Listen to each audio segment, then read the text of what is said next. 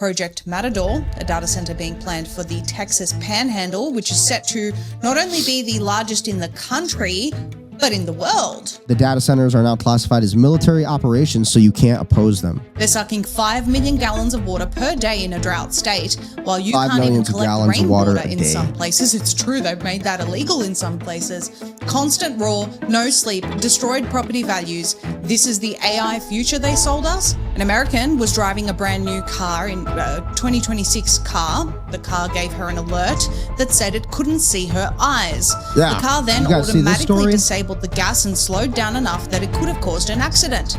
She had to lean forward so the car's facial recognition could register her eyes and stop the kill switch because the car thought she might be asleep. Kill switch. Quote, in the movie Scary Movie 4, they're literally walking through town. Nobody's car is working. And basically, Lil Jon says, "I got the last working car in New York." And then basically somebody they all steal his car. So if you remember this, it's like this is all happening today. It's all predictive programming. Everything you've been seeing in Hollywood, the movies, they're telling you what's going to happen. You would think there would be a moratorium on data centers worldwide, but there isn't. They're spreading like an aggressive cancer, and the consequences are proving to be deadly. Project Matador, a data center being planned for the Texas Panhandle, which is set to not only be the largest in the country, but in the world. It is planned for up to 18 million square feet. How do you feel about data centers? Approximately 6,000 acres. Ready for these to just be built everywhere around you? And get ready for it. Right, get ready for this. This is going to be huge because Kevin O'Leary, he's building one in one community, and the community had tried talking out against it, and they just got shut down. Just like the video I showed you of the city councilman shutting down those two people for questioning the state of Israel. Same thing's going to happen with these data centers. You're going to see these things being built in your small towns. You're going to see these data centers getting built all around, and small communities, like wholesome communities, they're going to suck out all the water supply, and basically you're going to pay for it. You're going to pay for it as the middle class, as you're already struggling with bills, as you're already struggling to keep up with house payments, as you're already struggling with all of the things that are happening from this war, all of that, you're going to still pay for this. Will Elon pay for it? No. Will Mark Zuckerberg pay for it? No, of course not. Will Sam Altman pay for it? Gosh, no. It will be you. You're going to pay for it. And if you got a problem with it, then you're a criminal. And will reportedly use up to 96 billion kilowatts of electricity per year. Some people are speculating that it would use far more than that, maybe double or triple that number, but let's go with the conservative number, 96 billion kilowatts. Currently, all of Texas homes combined are using approximately 172 billion kilowatts annually. That means Project Matador is set to consume roughly 55 to 65% of all Texas residential electricity use. And that is just one of the hundreds either in operation, construction, or planning stages. To give you the figures, there are 87 in operation in Texas that we could find, approximately 135 under construction, and a pipeline of over 600 data centers planned in Texas alone. 600 data centers. And mind you, these things are freaking huge. Look at the screen. Look at how big they are. Look at the farmland to scale. Look at that. 600 of those. This is going to destroy Texas. It's going to destroy the United States. Did you know that this is like the main GDP for the next decade? This is the main GDP for America. This is what we're depending on. Meanwhile, every other country is creating jobs and creating infrastructure, all these jobs for their people. China has actually went out against the power of AI. They took a step down so that humans would have a role in the AI. Very interesting. In America, we're saying, no more humans. It's going to be universal basic income, central bank digital currency. And then basically you're going to be locked in your houses. You're going to own nothing and you're going to be happy, according to the World Economic Forum, Charles Schwab. This is the whole plan. And if you got a problem with that, you'll just be killed off. It's really easy. CIA can do it. Israel can do it. Mossad can do it. FBI they don't need to do it. FBI will just do it. They'll just send the cops over your house. They'll arrest you. They'll call you some kind of terrorist or some kind of racist or whatever. You'll spend 10 years in prison for it. We all will. Who's speaking out against it? It's going to be brutal. And, hey, but data centers, thank God you have them because, hey, they're going to be able to collect all that data on you. That's what it's for, collecting the data on you. So that way they can throw you in a jail cell and a gulag. Then you won't be a problem for the elites anymore. Thank God for them, right? We continue to hear reports of how these data centers are absolutely destroying communities, and it's happening all over the country and the world. A small town in Louisiana is in chaos because of Meta. Take a listen to this report.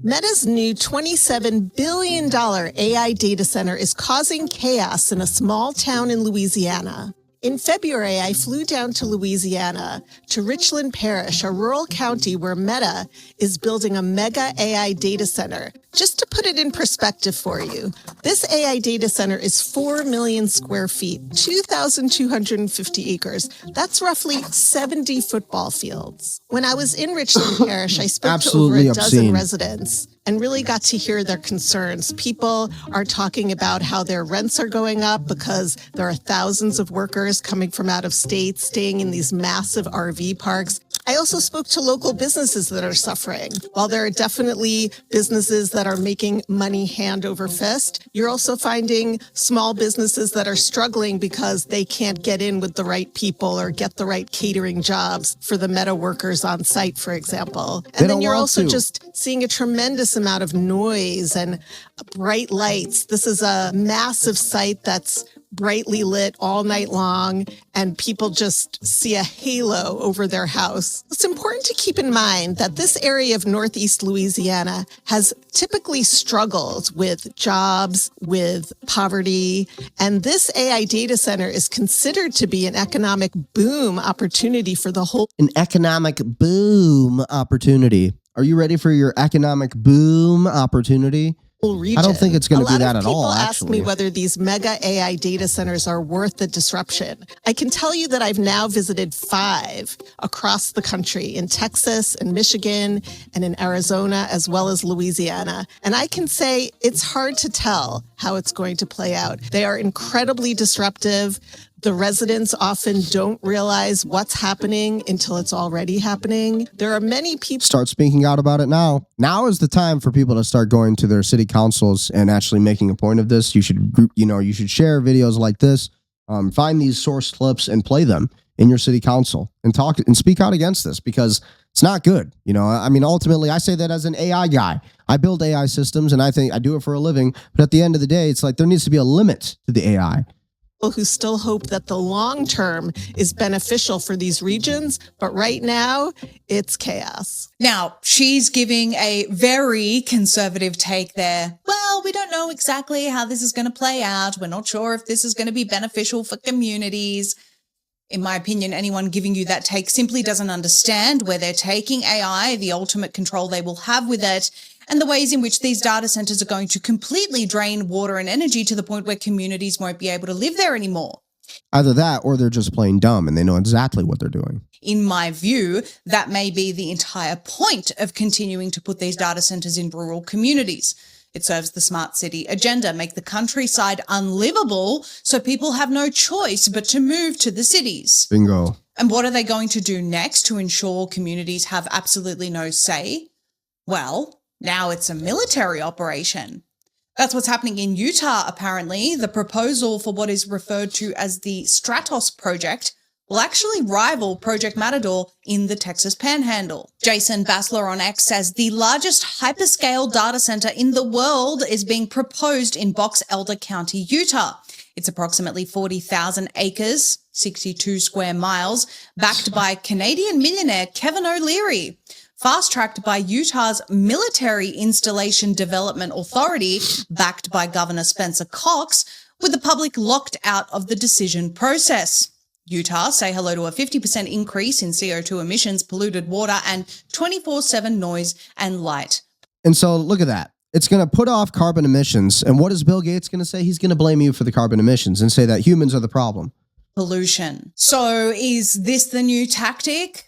Apart from all the NDAs that they had in place to make sure that communities couldn't find out about the fact that data centers were planned for their areas until it was too late, now we have millionaires or billionaires coming in, foreign born, by the way, saying, hey, we're going to partner now with the military. This is now a military operation. And guys, you have no say because this is needed for national security. And this is the abuse of capitalism. This is, as a capitalist, I say this is the negative sides. This is where you get crony capitalism. This is where you get private entities and defense contractors coming in, swooping in, abusing everything about capitalism, and then turning this into socialism real quick.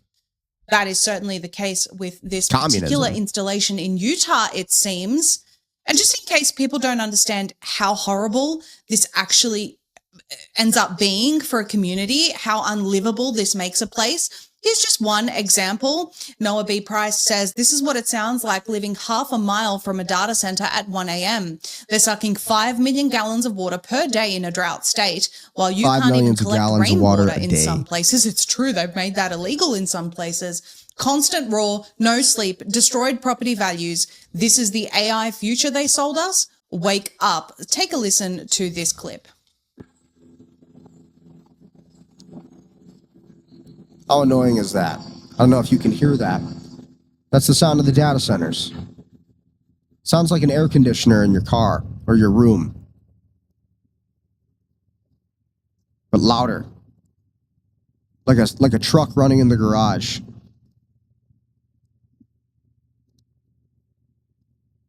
$1 a.m. in the morning. Imagine that. So you move out to the country, you want to exit the rat race, you want to exit the surveillance state, you want to return to a more natural style of living, and some foreign millionaire says, or billionaire says, no, this is now a military operation and you don't get to do that. So that's only part of how it's actually destroying communities. Light pollution, EMF, all of the bleeding resources or sucking up resources. Those are some of the issues. But then the technology that these data centers are powering is very much potentially deadly, and it could have been in this woman's circumstance. An American was driving a brand new car in 2026 car. The car gave her an alert that said it couldn't see her eyes. Yeah. The car then automatically disabled the gas and slowed down enough that it could have caused an accident. She had to lean forward so the car's facial recognition could register her eyes and stop the kill switch because the car thought she might be asleep. The kill switch. Quote, it was a 6-lane highway and all of a sudden the gas stopped working and I'm pressing on the gas. I can't get the car to go, so the car is dinging, it's making all this noise, and I can't figure out what's going on. And I look at the dashboard, and in English it says, sit up straight. We can't find your eyes. Why? Why do you need to see my eyes? When I sat upright, the gas would work once again. And so I pressed the gas, but I was slowing down enough that it was going to cause a traffic hazard. And the thing is, I knew I wasn't asleep because I was pressing on the gas, so it knew I was awake. It just wanted to see my eyes. So once I sat upright and leaned forward, I guess it did facial recognition. And then it says, may I send you these results to a third party? This is horrifying considering the new mandate to have kill switches in every new vehicle by 2027, which Republicans just pushed. It looks like it's already happening. And the Post says, but overseas, we're just next, except this woman is actually an American. You can hear that if you listen to the video. So crazy. Like in 2020, by 2027, you're going to be forced to have some kind of electric vehicle that is going to detect your eye movements. And if your eyes aren't like perfectly aligned to the steering wheel exactly the right way, and even like your heart rate, your heart monitor, like if your adrenaline, let's say you're in an accident, say you're close to getting in an accident or something. Oh, car shuts off. Imagine the accidents that are going to happen from this. In order for them to reach this level of AI sufficiency for these vehicles to actually operate correctly, it is going to cost so many human lives. And that is the problem with all of this. At the end of the day, they're forcing this on you. You can't have a regular car anymore. You can't even have it hybrid style. No more like putting the actual key in the ignition. No. Push to start. 2 years, that button will be gone. And then basically at the same time, the government can just shut off your car whenever they want. And they made fun of this in the movie Scary Movie 4, if you saw it. There's a scene where Lil Jon, the real Lil Jon, is driving in a vehicle in the scene. Brenda and whatever her name is, Sydney, in the movie Scary Movie 4, they're literally walking through town. Nobody's car is working. And basically Lil Jon says, I got the last working car in New York. And then basically they all steal his car. So if you remember this, it's like this is all happening today. It's all predictive programming. Everything you've been seeing in Hollywood, the movies, they're telling you what's going to happen. The Terminator 2 future is really what they want, and we have to avoid it. Same thing with these data centers.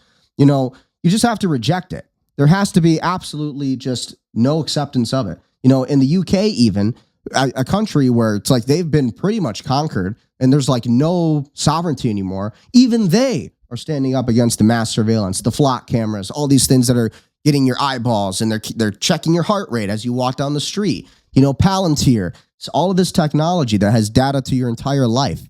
This is going to be the war. This is the Terminator 2 future if humanity chooses to not fight back and basically just, fuck up the system a little bit. There needs to be some resistance, a lot of resistance to the data centers and then to these electric vehicle mandates. I'm all good with electric vehicles. I like innovation. But at the end of the day, there needs to be hybrid solutions. There needs to be a two-world solution for people who want to have a regular car, and want to have control over their vehicle. And so this makes you realize that people need to become more innovative. You got to start learning how to fix up cars yourself or something, or you got to hire, we need to have more companies that are, building, the regular cars again. And then again, there needs to be absolute and total resistance to these data centers.